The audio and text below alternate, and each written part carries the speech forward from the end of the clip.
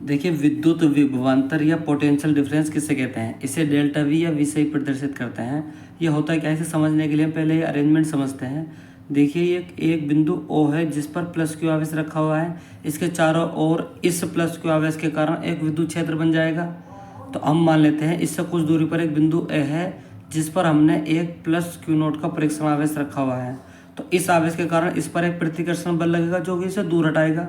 अब हम क्या करते हैं, इस परीक्षण आवेश को इसी विद्युत क्षेत्र में बिंदु ए से बिंदु बी तक लेके जा रहे हैं। तो जितना कार्य हमें ए से बी तक लाने में करना होगा वो कार्य क्या कहलाएगा, ए बी के बीच विभवांतर।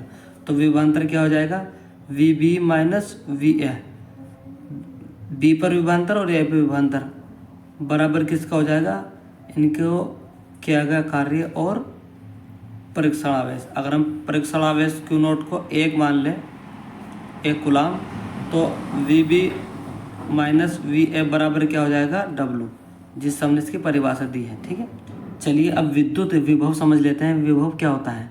देखिए, इसमें और विभवांतर में सिर्फ इतना फ़र्क होता है, जहाँ पर हम प्लस क्यू नोट आवेश को हम बिंदु ए से बी तक लेकर आ रहते हैं, इसमें कहते हैं बिंदु ए जो अनंत पे है, मतलब हम अब वो उस आवेश को अनंत से बिंदु बी तक ला रहे हैं। चूँकि हम जानते हैं अनंत पर जो होता है वी ए की वैल्यू 0 हो जाएगी, तो हम यहाँ पर V B minus V A की वैल्यू 0 लिख देते हैं, वी बी माइनस 0, और 0 की वैल्यू कुछ लिखते हैं तो वी बराबर होता है डब्ल्यू अपॉन क्यू नोट। अब इसका देखिए मात्रक लिख लेते हैं। मात्रक क्या होगा, देखिए मात्रक विभवांतर और विभव दोनों का समान ही है। मात्रक और डब्ल्यू क्या है, कार्य का मात्रक क्या होता है, जूल, और क्यू नोट क्या है, आवेश, इसका मात्रक क्या होता है, कूलाम, जूल पर कूलाम। ये इसको एक बोल देते हैं हम वोल्ट। ऐसे इसकी विमा होती है। विमा कैसे निकाल लेंगे हम, W की विमा अपॉन में A की विमा। W क्या है, कार्य की विमा होती है ml² t की पावर -2, और Q की विमा क्या होती है AT।